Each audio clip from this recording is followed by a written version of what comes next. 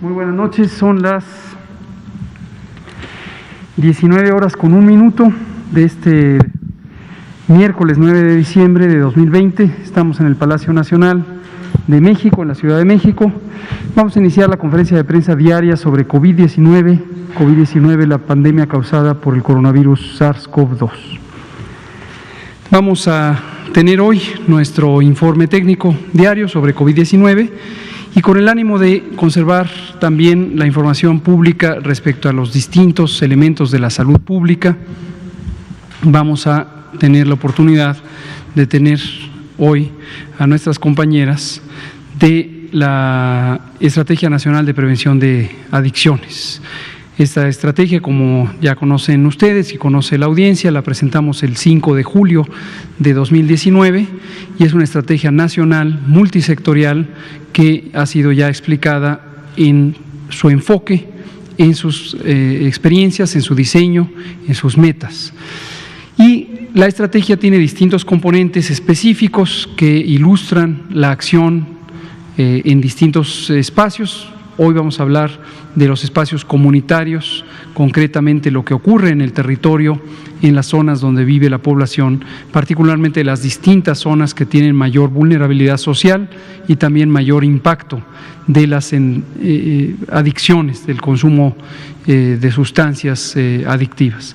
Para este propósito nos acompaña hoy nuestra compañera Evalinda Barrón Velázquez, quien es la directora de Coordinación Operativa de la Comisión Nacional contra las Adicciones. Evalinda, muchas gracias por acompañarnos. Evalinda ha venido varias veces ya, es quien coordina varios de los aspectos de la ENPA, Juntos por la Paz. Y hoy nos acompaña por primera vez, y le damos la bienvenida, Elizabeth Vázquez Ramos, quien es la Coordinadora Nacional de los Clubes por la Paz, y ella es parte del equipo de comunicación social de la Presidencia de la República, porque comunicación social, la oficina que dirige Jesús Ramírez Cuevas, nuestro compañero, es vital, es fundamental, es un componente central de la Estrategia Nacional para la Prevención de Adicciones Juntos por la Paz. Entonces hoy Elizabeth nos va a explicar exactamente qué son los Clubes por la Paz, cómo se identifican, cuál es su elemento emblemático, representativo, y comentaremos sobre eso. Y abrimos para preguntas y comentarios. Vamos a dejar por lo menos unos 20-25 minutos para preguntas y comentarios. Les pido seamos concretos en las presentaciones. Doctora Lomía, si es tan amable. Con mucho gusto, señor subsecretario. Con permiso, estimadas compañeras, vamos a iniciar con el informe técnico de esta noche, recordando que nos encontramos ya en el 7º mes de esta nueva normalidad, segunda semana de diciembre, número 193, precisamente el día de esta nueva normalidad, caracterizada, como ustedes ya saben, por las acciones regionalizadas para cada entidad federativa del semáforo de riesgo COVID. Pero también el día de hoy, si vemos la siguiente diapositiva, estamos en el penúltimo día de estos 16 días de activismo contra la violencia hacia las mujeres. Y el día de hoy también queremos enfocarnos a aquellas personas, sobre todo varones, que podrían identificarse como los que ejercen la violencia, pero si se identifican y entonces quieren hacer un cambio precisamente en su proceder y en su vida, bueno, la Secretaría de Salud también tiene servicios especializados para ellos, ayudarlos y en su momento poder contribuir a que lógicamente no exista este campo.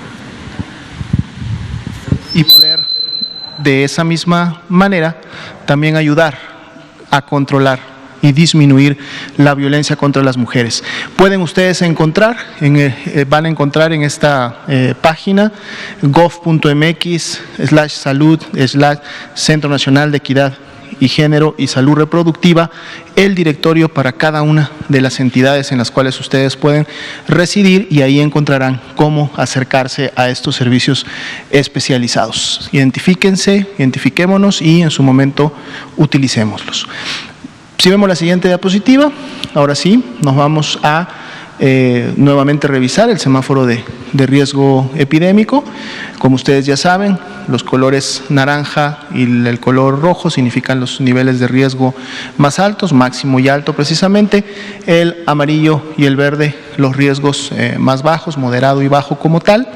Y pues tenemos que recordarles siempre a la población que nos escucha que si ustedes residen en alguna de las entidades que está en los niveles alto o máximo, la única manera de poder llegar en un momento al amarillo y al verde es implementar las acciones preventivas, aquellas que las autoridades sanitarias locales están implementando cada semana en el día a día, y aquellas que de manera personal podemos llevar a cabo, como son la sana distancia, el lavado de manos continuo y el uso correcto del cubrebocas. Solo poniendo en práctica estas medidas, haciéndolas nuestras, hábitos de todos los días, es como vamos a poder disminuir la transmisión y por lo tanto llegar a los menores niveles de riesgo. Y si ya nos encontramos en los niveles de riesgo más bajo, pues continuar con su implementación, continuar con su práctica, porque esa es la única manera en la cual podremos también asegurar mantenernos en esos niveles de riesgo el mayor tiempo posible. Entonces, muy atentos a todas estas instrucciones, pero sobre todo a ponerlas en práctica. Veamos por favor la siguiente diapositiva.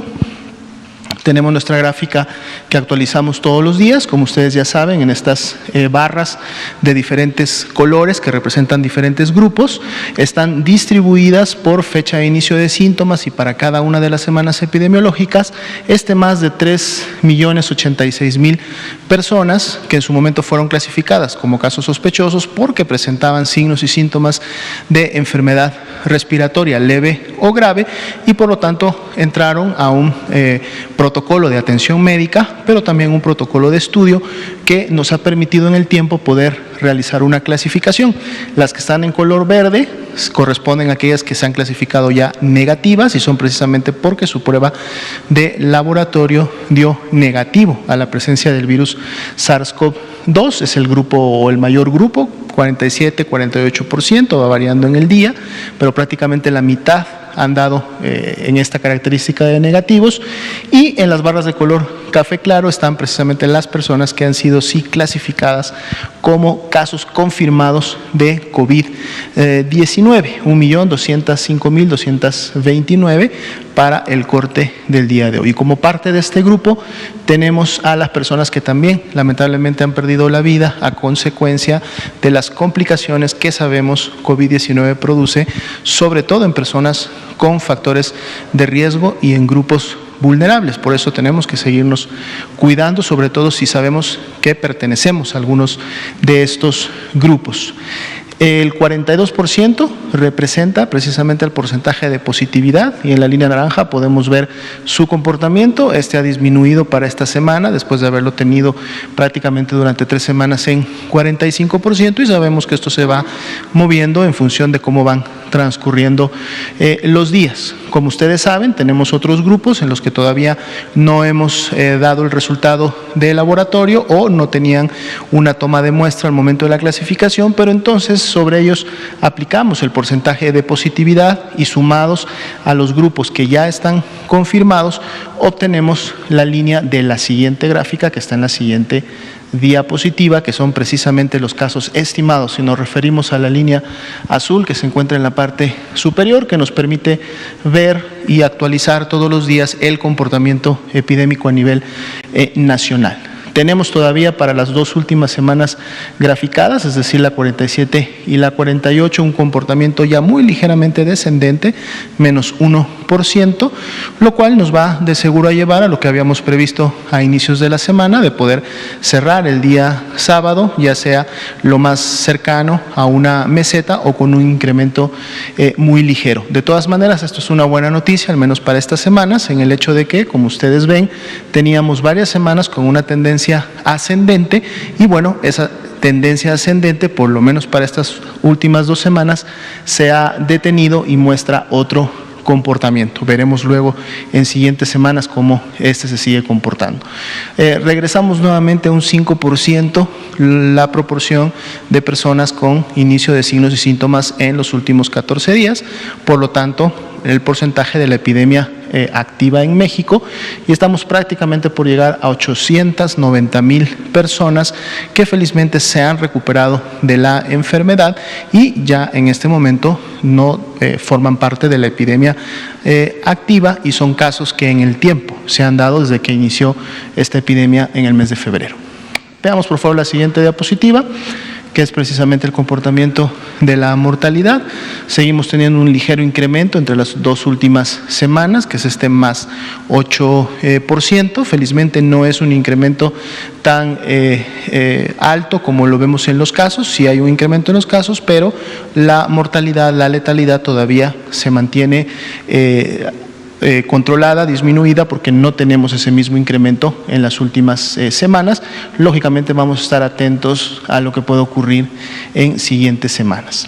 Si vemos las siguientes diapositivas, vemos la ocupación hospitalaria para efectos de camas generales. Son 7 las entidades federativas que tienen un poco más del 50% de su ocupación, empezando con Baja California y Nuevo León, y solo una entidad, que es la cual venimos dando seguimiento toda la semana y desde la semana pasada, que es Ciudad de México, que es la única que ha superado ese nivel de seguridad del 70%, pero que también tiene este tiempo trabajando intensamente, continuando con su reconversión, con su expansión, para que este 24% de disponibilidad se mantenga, y aunado a la disminución de la movilidad y lógicamente la respuesta de la población, pueda inclusive poder incrementarse en próximos días y semanas. Si vemos la siguiente diapositiva, tenemos específicamente las camas con ventilador.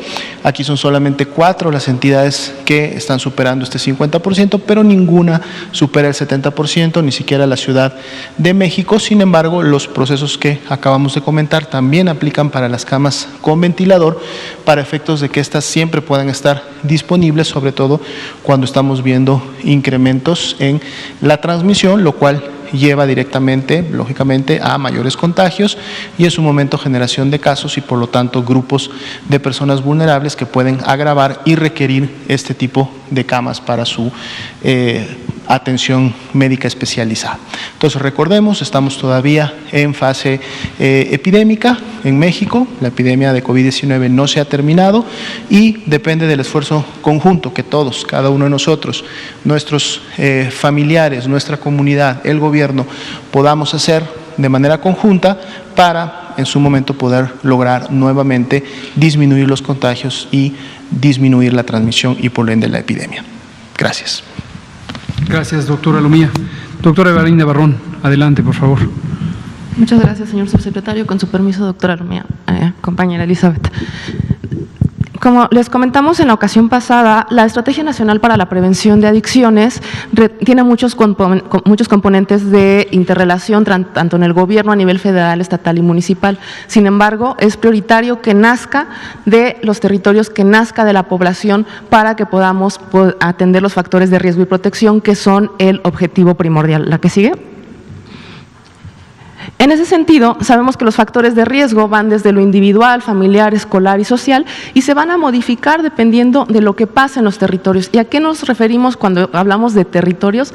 Nos referimos a cómo es el tejido social y cómo éste va cambiando. Si bien es cierto que es afectado por los conflictos, se ha visto que las acciones solidarias en las comunidades pueden modificar estos factores que ya comentamos hacia factores protectores. ¿La que sigue? ¿Y cuáles son los factores que hemos tomado, que vamos a ir viendo a partir de los resultados de la ENSANUD 2018-2019, que tenemos que modificar de abajo para arriba, tenemos que valorar de abajo para arriba? Aquí hay 2 ejemplos y conforme vayan pasando las sesiones de la estrategia iremos dándoles más datos. Uno de ellos es la escolaridad. Nuestros jóvenes entre 15 y 23 años, 4 de cada 10 no acuden a la escuela, y eso afecta en los conocimientos y en el acceso a la información que puede tener, y evidentemente al acceso a la información que pueden tener sobre autocuidado en salud mental y consumo de sustancias psicoactivas. Otro factor de riesgo para el consumo de sustancias son las violencias en todas sus modalidades. La ENSANUD encontró que 4 de cada 100 adolescentes había padecido algún tipo de violencia en su vida, y la mitad de ellos en vía pública, y el segundo lugar donde habían recibido violencia más frecuentemente fue en la escuela. Para los adultos, era 2 de cada 100 adultos, y la mitad de ellos había recibido algún tipo de información en la vía pública, y el segundo lugar era en las casas. Entonces, la política pública, la salud pública tiene que emerger y tiene que impactar en lugares que son muy cercanos, que son lugares donde nos desempeñamos y las poblaciones todo el tiempo. ¿La que sigue? En ese sentido, la comunidad es el corazón de la Estrategia Nacional para la Prevención de Adicciones. Que funcione como un factor protector va a depender de que podamos promover la vinculación social, la participación activa de las juventudes para poder tener un sentido de pertenencia. Se ha visto que el sentido de pertenencia, cuando está asociado a factores protectores como actividades recreativas, deportivas, culturales, y estas son autogestivas, disminuyen las conductas antisociales y mejoran las relaciones y la salud mental. Esto mejora la organización comunitaria y permite a los servicios de salud mental acercarse a las comunidades para poder ser comunidades que son gestoras de lo que necesitan. Como mexicanos podemos modificar nuestros territorios. Los jóvenes los invitamos a participar en esta convocatoria social muy grande. Y de esta convocatoria social que nosotros decimos, parte la idea de Clubes por la Paz, que no sea solamente una estrategia que funciona a nivel gubernamental, que les iremos presentando cómo funcionan cada una de las secretarías en la estrategia, sino que se invite a la población a trabajar en esta estrategia para la prevención de consumo de sustancias. Así que la siguiente, les presentaremos un componente que es muy importante para nosotros y que ha crecido mucho en el último año desde que salió la estrategia, que es Clubes por la Paz. Gracias, doctora Evalinda. Buenas noches, doctor Hugo. Buenas noches, doctora Lomía. Pues para mí es un gusto estar acá para compartir y platicar un poquito sobre el trabajo de los Clubes por la Paz. Como mis compañeros ya lo adelantaron desde la semana pasada, la Estrategia Nacional para la Prevención de Adicciones tiene líneas de acción diversas y distintos ámbitos de intervención.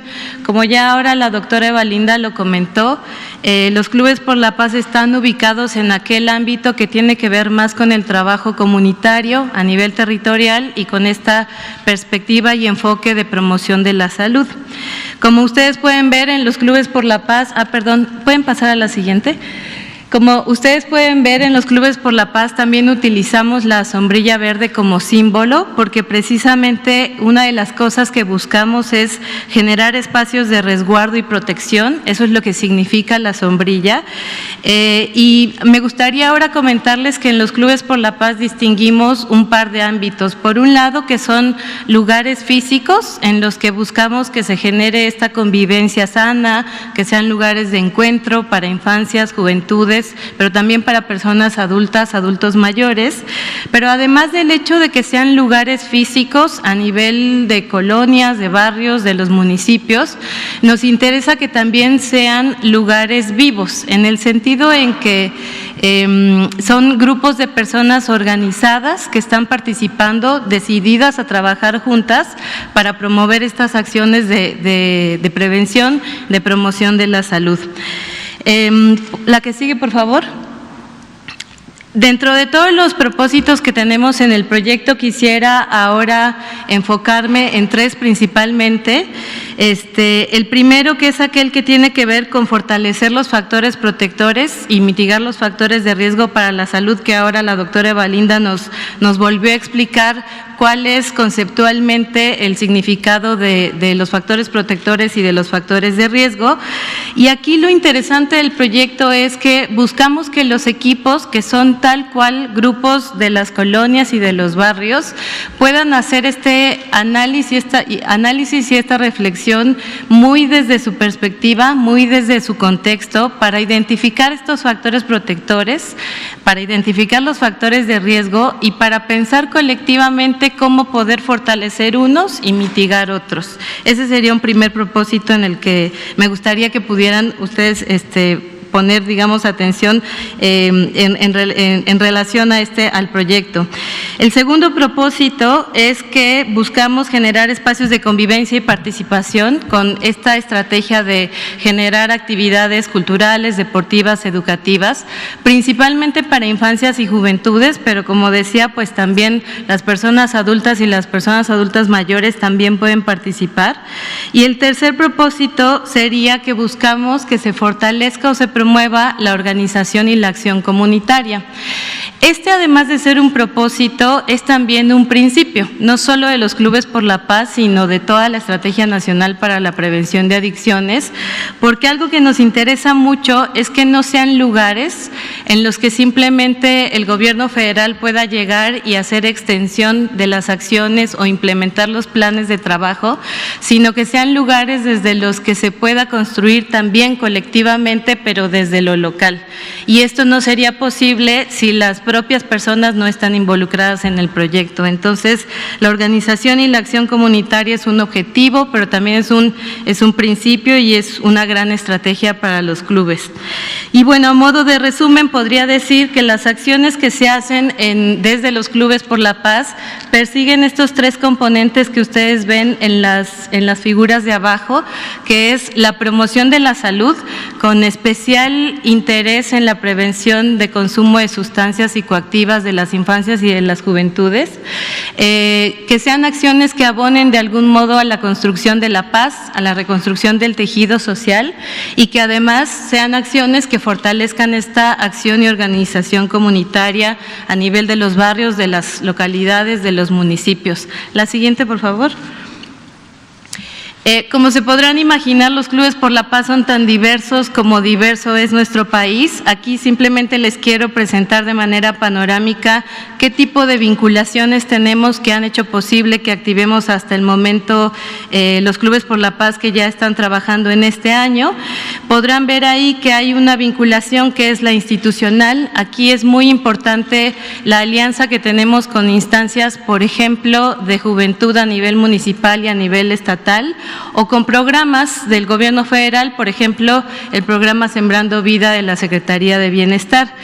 Esta vinculación nos parece muy importante porque es precisamente una forma de aprovechar la capacidad instalada que ya hay en estados y en municipios a través de las instancias. Otro tipo de vinculación que tenemos es la vinculación con la comunidad universitaria. Esta también nos parece una cosa fundamental porque creemos que la participación universitaria es fundamental para la construcción del país que queremos. Sin los estudiantes, sin los docentes, sin las autoridades universitarias, sin las universidades públicas y privadas, pues difícilmente vamos a lograr alcanzar los objetivos que tenemos.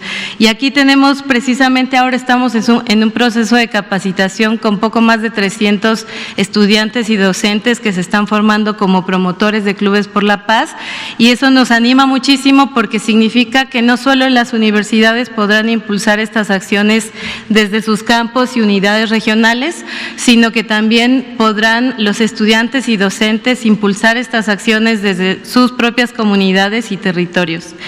Bueno, y finalmente en la gráfica ven que también distinguimos la vinculación, digamos, un tanto más ciudadana. Ahí estamos trabajando con sectores de los cuales hemos aprendido muchísimo y ha sido un goce trabajar con ellos.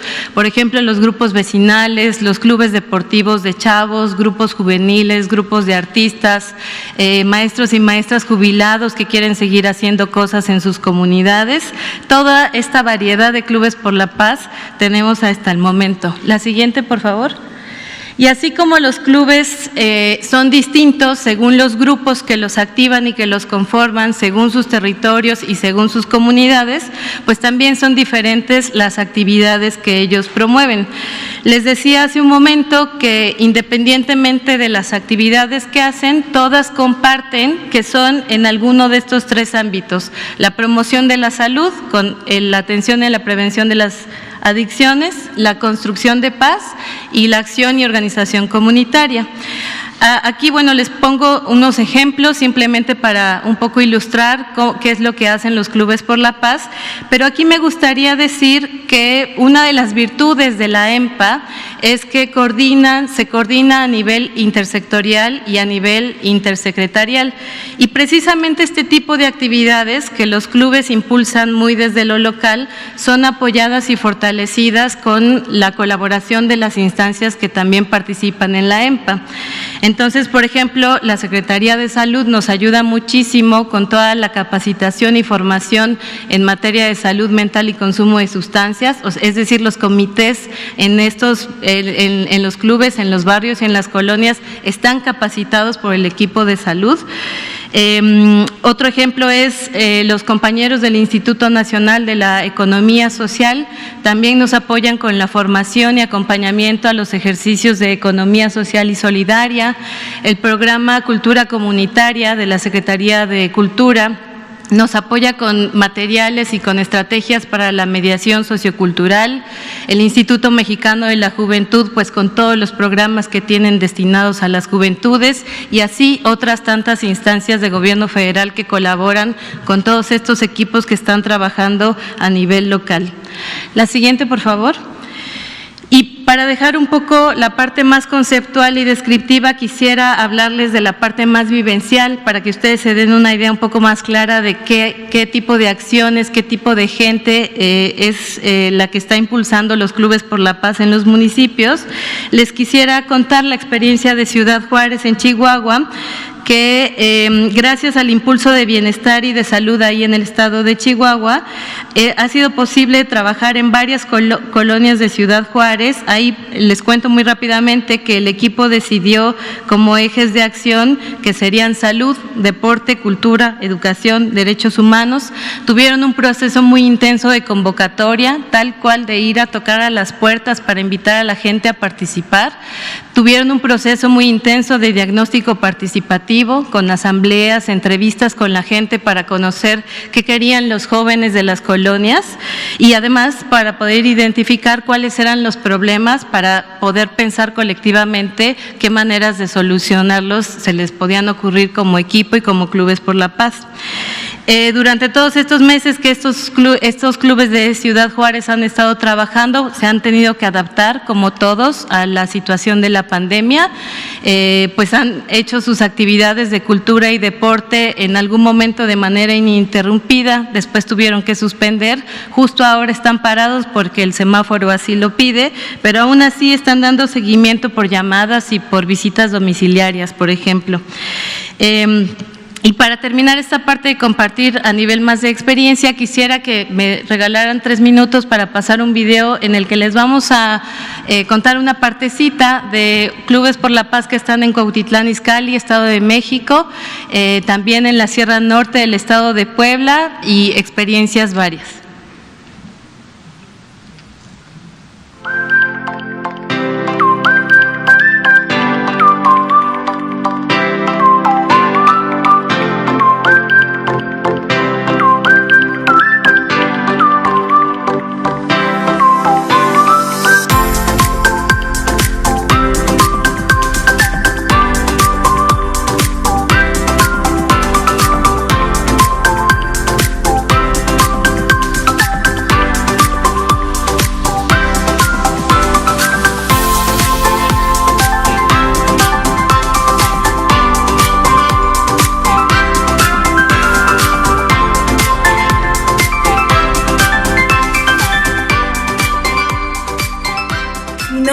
María Edith Mora Báez, soy de la comunidad de Xocoyolo, perteneciente al municipio de Cuetzalan, Puebla. Soy también universitaria de las Universidades para el Bienestar Benito Juárez García. La idea de vincularnos con el Club por la Paz fue crear un cine, una alternativa para cambiar esta realidad.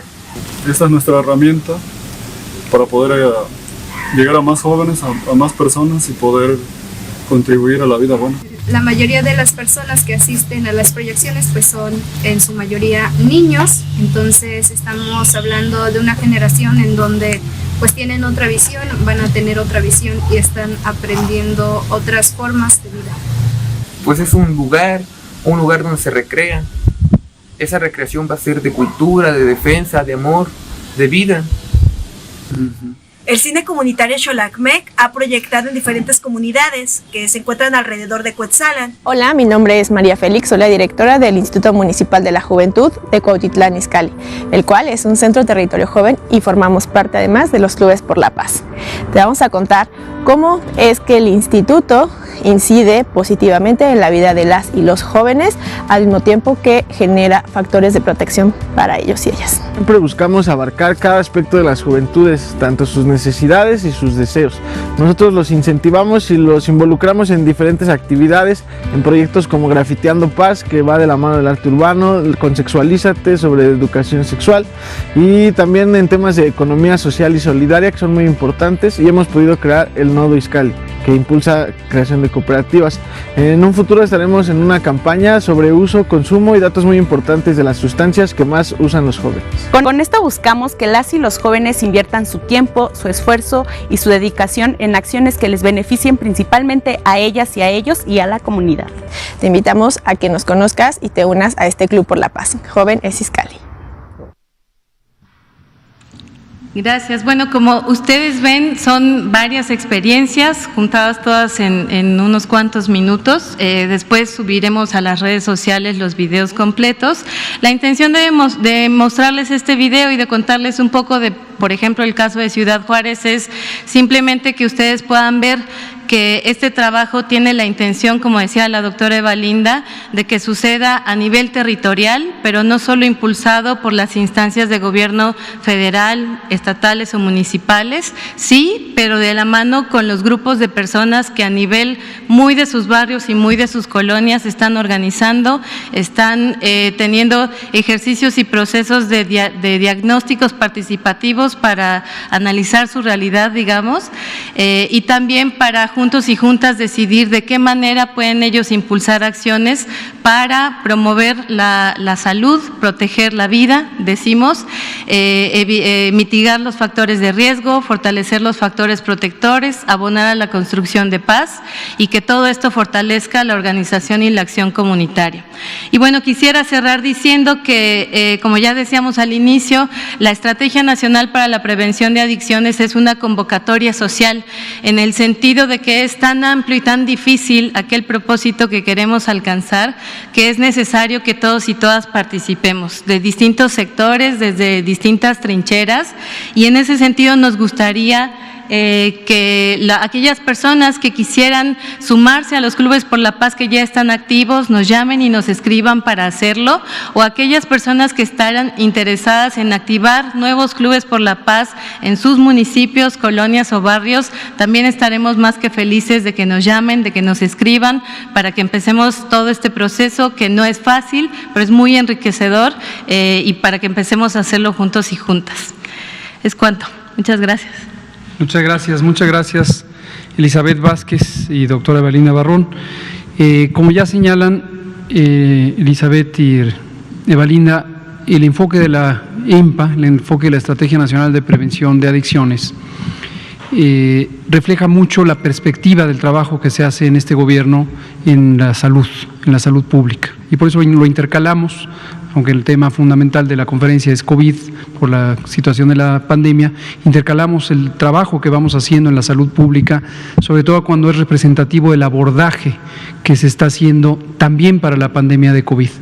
Este trabajo de acercamiento comunitario, es decir, que las personas funcionarias del gobierno estén físicamente en la comunidad, pero no solo para hacer una acción desde el gobierno, sino involucrando a la comunidad a tomar cartas en el asunto, motivarse unos a otros, tomar acciones en sus propias manos, es muy característico del trabajo de la ENPA.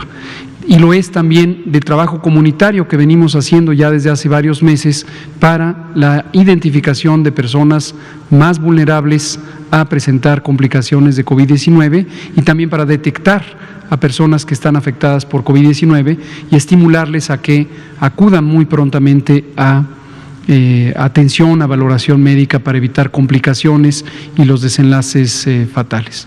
Entonces, gracias, es muy ilustrativo. La experiencia además acumulada del grupo de la CONADIC es muy importante, el giro nuevo que se le está dando vinculando la salud mental y las adicciones como lo ha explicado la doctora Barrón en varias ocasiones. Y la experiencia de Elizabeth Vázquez en la participación social también es importantísima. Ella tiene una amplísima experiencia en el Centro Universitario de Participación Social de la Benemérita Universidad Autónoma de Puebla, y el trabajo que se ha hecho en toda la región de la zona de la Sierra Noroccidental de Puebla es muy demostrativa del trabajo comunitario que se puede hacer en todo el territorio nacional. Muchas gracias. Muchas gracias. Vamos a abrir a preguntas y respuestas, ya sea sobre este tema o sobre cualquier otro relevante. Vamos a empezar con usted, por favor, adelante, y nos seguimos con usted. Doctor, buenas noches a todos, buenas noches. David Pérez de Tejada, de Informe 24 de Audiorama. Doctor, ¿nos podría comentar algo acerca de esta noticia de que la Agencia Reguladora de Medicamentos Sanitarios británica dijo sobre que no se podía aplicar la vacuna de Pfizer a personas con reacciones alérgicas graves? ¿Qué nos puede comentar de eso? Si ya se sabe si hay otras contraindicaciones para la vacuna, enfermedades o algo. ¿Qué sabemos acerca de eso? Y si nos podría explicar un poco a qué se refiere esto, por favor. Con mucho gusto. Gracias. Este es el tema de hoy. Me lo han preguntado ya en un par de entrevistas a lo largo del día. Gracias por traerlo aquí a la conferencia de prensa sobre salud y sobre COVID. Los medicamentos, los productos farmacéuticos y también incluso los alimentos son, algunos de ellos, capaces de inducir reacciones alérgicas. Para referencia general, una reacción alérgica es una reacción del sistema inmune en la que se reconoce como un elemento extraño una sustancia. Pensemos una molécula, generalmente son las proteínas, algunos de los componentes de tipo azúcar, los carbohidratos, y otras moléculas que se pueden consumir. Como digo, ya hay quien tiene alergias alimentarias a las nueces, a los cacahuates, al chocolate, a las fresas. Hay algunos productos alimentarios que más frecuentemente pueden causar alergias. Los productos farmacéuticos, los medicamentos, también hay algunos que más característicamente pueden causar alergias. La penicilina, por ejemplo, un antibiótico muy antiguo, es conocido que es muy frecuente comparado con otros medicamentos que causa alergias. Aún así, la frecuencia de las alergias, si tomamos el conjunto de la población que puede utilizar un producto farmacéutico, es considerablemente raro, infrecuente, improbable que ocurran las alergias. En las vacunas, ya sea por los productos específicos propios de la vacuna, que son los principios activos, o bien por los componentes que la acompañan, el diluyente, los estabilizadores, los aditivos, etcétera, que puede tener, puede también causar en algunas personas reacciones alérgicas. Ahora, hay personas que se conocen con propensión alérgica porque ya han presentado reacciones alérgicas a distintos productos o sustancias, ya sea alimentarias, ya sea fármacos, ya sea del ambiente. También hay sustancias del ambiente que pueden inducirnos alergia, y se conoce que es preferente tener precaución mayor con las personas a quienes se conoce tienen alergias. Dentro del grupo de personas que pueden tener alergia, hay personas que tienen alergias leves, la rinitis alérgica, por ejemplo, de las temporadas de otoño o primavera, que no pasan de tener comezón en la nariz, enrojecimiento de los ojos, estornudos, moqueo, etcétera. Estoy seguro que muchos de los aquí presentes tenemos esas condiciones. Pero también hay personas que tienen alergias más graves.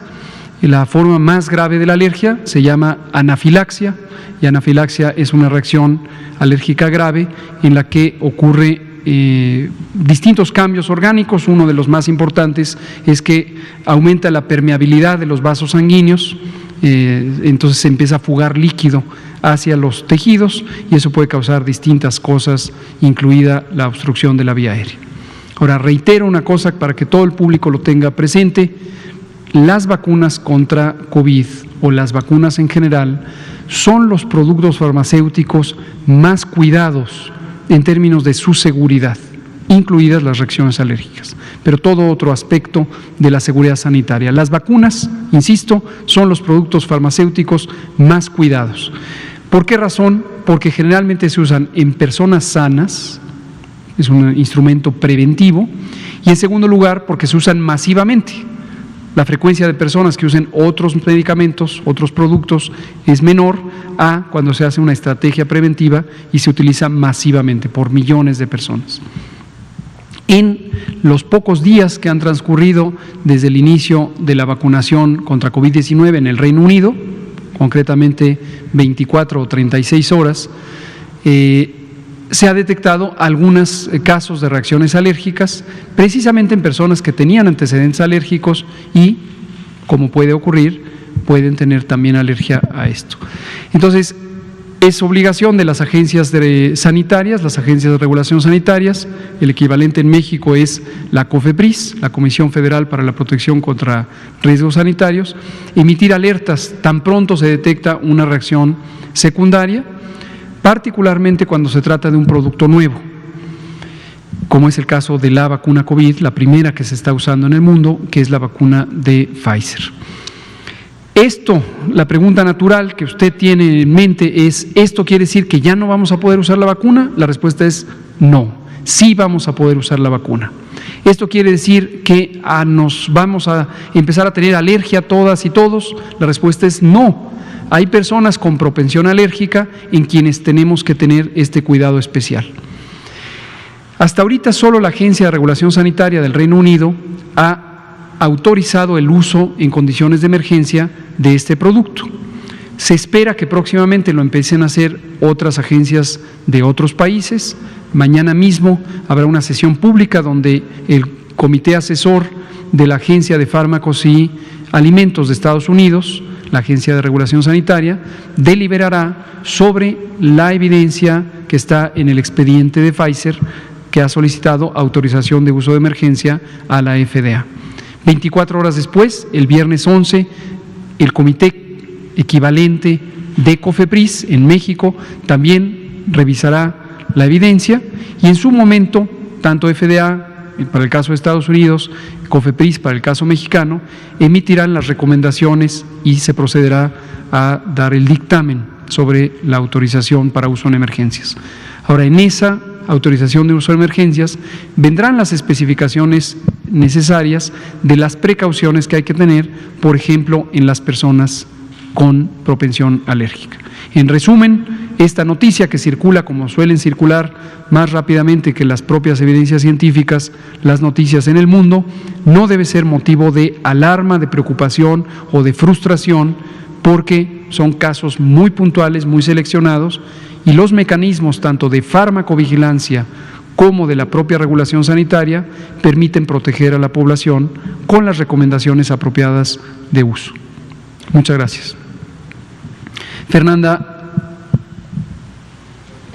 Glucosa atómica. Mendoza, glucosa atómica. Buenas noches, Fernanda Mendoza de Glucosa Atómica para El Soberano, La Voz del Pueblo. Doctor, hace algunos días los diputados del PAN presentaron una iniciativa para castigar las negligencias médicas hasta con 20 años de cárcel, como si estudiar hasta más de 10 años fuera para afectar a la gente o un acto criminal. Esto cobra relevancia cuando ocurren casos como el de la doctora Azucena Calvillo del Hospital General de Zona número 1 en Durango, quien es acusada de negligencia por atender la complicación COVID de un magistrado conectado a un respirador. La doctora fue detenida arbitrariamente, incomunicada y acusada de homicidio con un proceso muy irregular. Mi pregunta es, ¿qué apoyo pueden brindar ustedes desde el gobierno federal para los médicos víctimas de este tipo de injusticias? Y a propósito de que usted ha sido acusado de negligencia por el PAN en varias ocasiones, ¿qué opinión le merece la iniciativa de este partido que fomenta cada vez más estos abusos a los médicos? Gracias. Con mucho gusto. Este es un tema relevante. El caso que comenta es potencialmente ilustrativo del fenómeno. La acusación de negligencia médica, es decir, que alguien, usuario de servicios de salud o cualquier persona en la sociedad, considere que la persona profesional de la salud, ya sea una médica, un médico, un enfermero, una enfermera o cualquier miembro del equipo de salud, cometió un acto de negligencia, implica la presunción de que hubo indisposición de actuar correctamente. Y hay dos condiciones fundamentales de la perspectiva jurídica de evaluación de esto. Una es la omisión, es decir, se tiene las capacidades y el conocimiento para actuar de determinada manera, haciendo una intervención, recomendando un tratamiento, estableciendo una prescripción. Y la otra es la impericia, en donde se estima que pudo haberse actuado con torpeza o con incapacidad en términos de decisiones, de diagnóstico o incluso físicamente de intervenciones. En los años 90 del siglo pasado, del siglo XX, y más o menos en un trecho que se remonta desde los años 60, en algunos países empezó a proliferar una tendencia a judicializar la experiencia médica, la experiencia de atención de salud. Judicializar, para referencia general, quiere decir convertir en un asunto judicial, en un asunto de tribunales, la insatisfacción que pudiera causar la consecuencia de un acto de potencial o de presunta negligencia. En esta tendencia, que empezó a ser muy acelerada en algunos países, empezó a contaminar y a perturbar, a distorsionar, desde mi punto de vista, la legítima demanda de un usuario de los servicios de salud que identifica verse afectada o afectado por un acto de presunta negligencia. Dirimir en tribunales, no estoy cuestionando, que quede muy claro las competencias de los poderes judiciales de cualquier nación, desde luego incluido nuestro país, pero sí estoy considerando que no necesariamente es el espacio que permite la revisión más profunda, técnica, profesional, con un enfoque de salud y de derechos, particularmente los derechos humanos, de esta experiencia de disputa. En el periodo de 1994 a el año 2000, la Secretaría de Salud de México, entonces quien la encabezaba era el doctor Juan Ramón de la Fuente Ramírez, tomó cartas en el asunto sobre esta preocupante escalada de la tendencia a judicializar este fenómeno, y entonces hizo una propuesta de crear una nueva entidad en la Secretaría de Salud, que se llama la Comisión Nacional de Arbitraje Médico, la CONAMED. Y el enfoque de CONAMED es y ha sido el buscar primero el acto de conciliación, en donde se revisa con un juicio médico, con un juicio técnico, pero también un juicio jurídico, que trabajen conjuntamente las evidencias de una queja, de una insatisfacción, y establecer un mecanismo de diálogo con la persona o la familia o la entidad quejosa. La experiencia de CONAMED a lo largo de todos estos años ha mostrado que la enorme mayoría de las quejas por presunta negligencia son problemas de comunicación. Comunicación, no se informó de la manera correcta, oportuna, cándida, compasiva, detallada, con sustento técnico, etcétera, y eso lleva a la percepción de que hubo negligencia por omisión o por impericia. La enorme mayoría, y por lo tanto la enorme mayoría de los problemas de disputas en la relación de pacientes con el equipo de salud se resuelven por conciliación, y una minoría por dictamen, y en su momento eso no restringe los derechos de las personas de acudir a la vía judicial. En resumen, la perspectiva de que las cosas se pueden resolver explorando con buena voluntad las cosas ha quedado demostrada en la historia del abordaje de la presunta negligencia médica en México. Ha sido satisfactoria para pacientes y para los equipos médicos, y ha prevenido una profunda distorsión de la relación entre usuarios de los servicios de salud y los equipos de salud. Ciertamente hay ciertas perspectivas, quizá ciertas visiones de las cosas, del mundo, del acontecer social, en ciertos grupos sociales o de carácter político, en donde se acude más a la confrontación. Y esto también es relevante, gracias por la pregunta, porque en la epidemia de COVID-19, como cualquier fenómeno social que exacerba el ánimo, se han puesto de manifiesto quienes tienen este tipo de visión, en donde se busca confrontar, acusar, enfrentar a la sociedad, y quienes han preferido o hemos preferido el diálogo, la participación, la inclusión, la integración, la solidaridad. Por último, las ciencias de la salud, la epidemiología, la salud pública, tienen muy claro de que el manejo de un fenómeno social complejo como una epidemia se beneficia mucho de calmar los ánimos y de actuar con generosidad. Gracias. Si quieren comentamos ese tema mañana, es un tema complejo que merece una explicación más amplia, no me gustaría dejarlo trunco y que fuera insatisfactorio. Liliana Noble, de Pulso Saludable. Buenas noches, Liliana Noble, de Pulso Saludable. Para Elizabeth o para Evalinda, quisiera saber si tendría alguna remuneración económica esta parte que mencionaban de colaborar en los clubes por la paz, y también si tendrá algún tipo de remuneración económica aquel o aquella que desee aperturar un club, y cuáles serían estas características que tienen que tener para poder acceder a hacer o formar parte de esta estrategia. Gracias. Sí, qué bueno que lo preguntan, porque creo que no lo dije claramente hace un momento. Es una de las cosas, precisamente una de las cosas por las que los clubes por la paz han funcionado como han funcionado, que desde mi perspectiva es que han funcionado bien en este año que llevamos trabajando, es que las personas que están colaborando con nosotros lo hacen voluntaria y solidariamente, ¿no? Y justamente de ningún modo quiero decir que el trabajo que se remunera no es auténtico ni valioso, para nada, pero sí creo que en el trabajo voluntario y solidario hay un espíritu que precisamente es una de las cosas que buscamos en la estrategia. Entonces, sí es importante mencionar y decir eso, que las personas que están colaborando hasta el momento con nosotros lo hacen de manera voluntaria y solidaria, y la idea es que así siga el proyecto. Hasta el momento no ha habido manera de que se busque una remuneración, pero nos parece que justo esta convocatoria social pues llama a que la gente solidariamente pues decida participar, y que el móvil de esa participación sea precisamente el querer construir colectivamente desde lo local y con los vecinos, con la familia, con los demás con quienes se configura esa comunidad y ese territorio.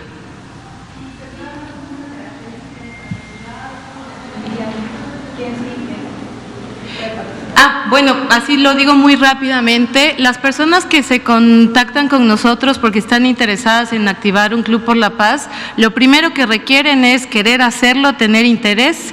Eso es lo básico, digamos. Lo segundo es que pasan por un proceso de capacitación, y en este proceso de capacitación pasan dos cosas: o refrendan su interés y compromiso y además se capacitan, o sea, digamos, tienen los elementos teóricos básicos para iniciar en estos temas de salud mental, de acción comunitaria y otros tantos que se abordan en la capacitación. Y el otro escenario es que dicen, bueno, no era lo que yo pensaba, y deciden ya no participar, y no pasa nada, porque precisamente como es voluntaria la participación, pues no pasa nada si alguien en el camino decide no participar. Ese sería el segundo momento, el de la capacitación y formación.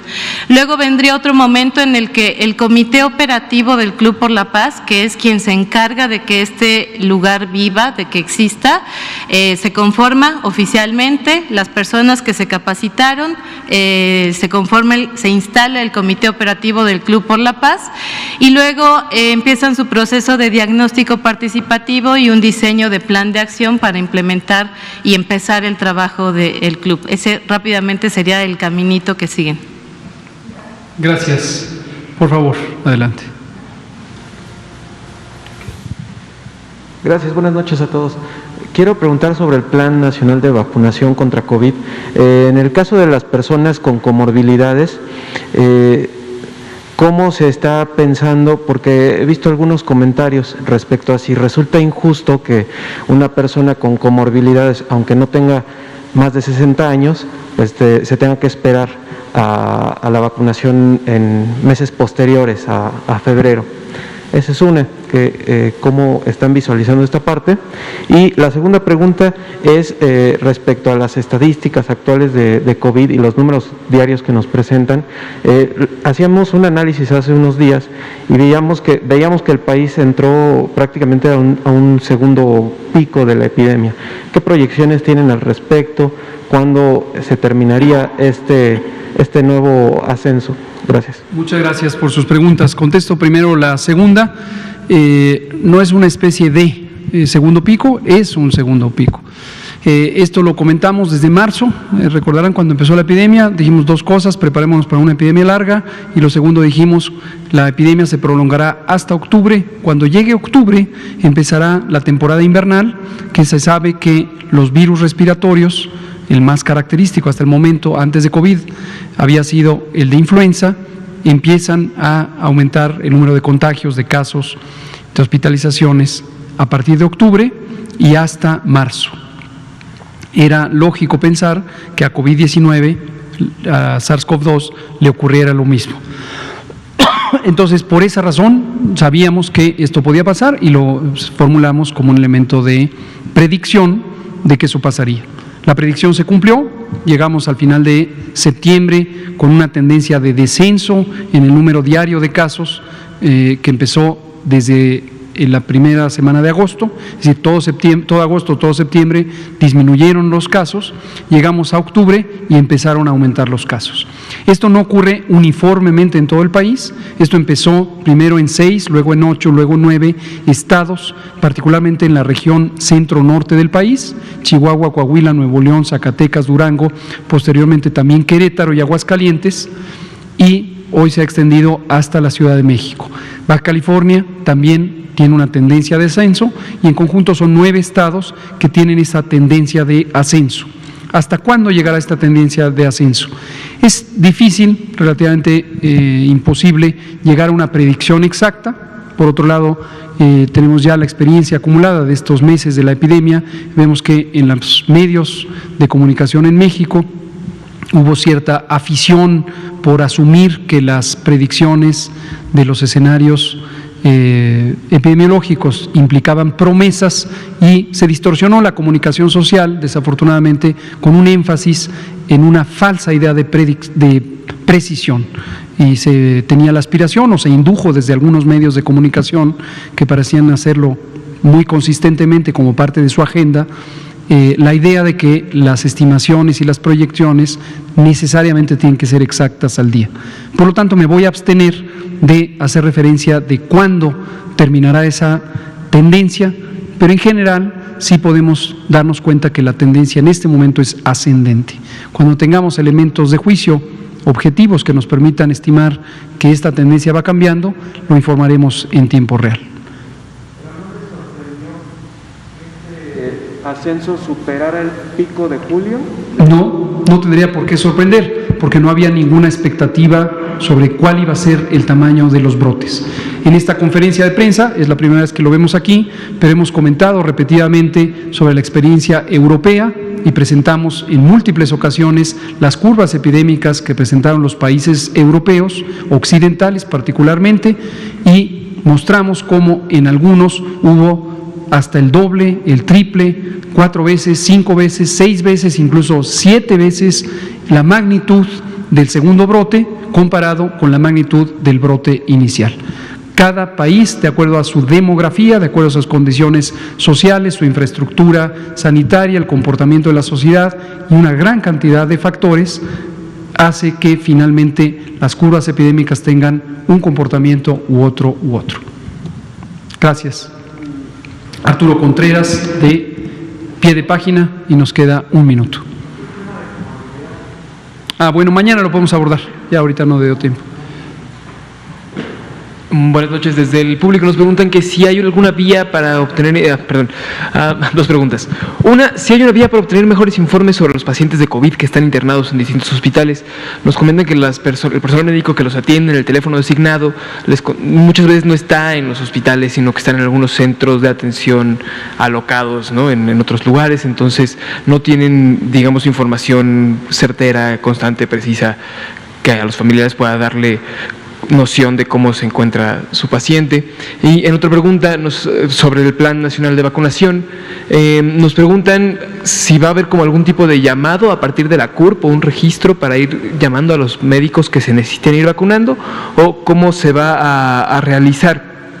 Nada más. Claro, con mucho gusto. Sobre la primera pregunta, le pido ayuda a Arturo, si mañana o el día que se pueda nos da un poquito más de detalles sobre a qué se refieren, porque la mecánica que tiene cada hospital sobre cómo informa a los pacientes y a sus familias es particular de cada hospital. No hay una regla fija ni un modelo único, pero quizás conocemos casos específicos en donde exista esta experiencia que es frustrante, podemos intervenir para facilitar que mejore. Sobre cómo llamar al equipo de salud, que será la primera línea de prioridad del Plan Nacional de Vacunación o la Política Nacional de Vacunación COVID. Tenemos una infraestructura establecida para la condecoración Miguel Hidalgo. Recordarán que hubo una condecoración al equipo de salud. Y tenemos un inventario, un censo del equipo de salud. Incluye no solamente médicas y médicos, sino el equipo de enfermería y otros profesionales de la salud.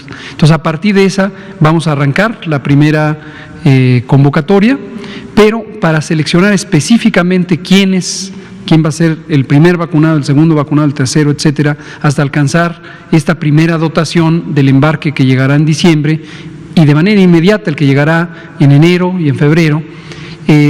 Hoy tuvimos una sesión del Consejo Nacional de Salud, como habíamos anunciado, una sesión creo muy productiva. Concurrieron todos los 32 secretarias y secretarios de salud, además de los consejeros que representan a las instituciones federales de salud, y explicamos con detalle este plan, lo que presentamos ayer martes por la mañana. Recibimos preguntas diversas, muy útiles todas, y pedimos a las entidades federativas, a los secretarias y secretarios, que identifiquen sus listas ordenadas del personal de salud. Una inquietud que ha surgido a lo largo de estas primeras horas es si el personal de salud de hospitales privados también va a ser considerado. La respuesta es sí, es todo el personal de salud de las instituciones públicas o de las entidades privadas. También ha surgido la idea de si solo médicas o médicos. No, la respuesta es no, es todo el equipo de salud. Entonces, si usted es médica, médico, enfermera, enfermero, pero también quienes son camilleros, quienes son químicos que trabajan como analistas en los laboratorios, el personal auxiliar de apoyo, etcétera, todo el equipo de salud. ¿Qué tamaño tiene ese equipo? Cerca de 1 millón de personas. ¿Es suficiente? Nos preguntaban ayer, con 125,000 esquemas. No, obviamente no es suficiente, tenemos que llegar al 1,000,000 y llegaremos al 1,000,000, pero vamos a empezar con la primera dotación para estas 125,000 personas. Muchas gracias, Arturo, muchas gracias a todas y todos, muchas gracias a Elizabeth y a la doctora Evalinda, doctora Lomía. Son las 20 horas con 3 minutos y continuamos, la epidemia sigue activa. Por favor, mantenga las medidas de precaución, sana distancia, utilice su cubrebocas, particularmente cuando no se puede conservar la sana distancia por la restricción física del espacio, en especial en el transporte público. Gracias.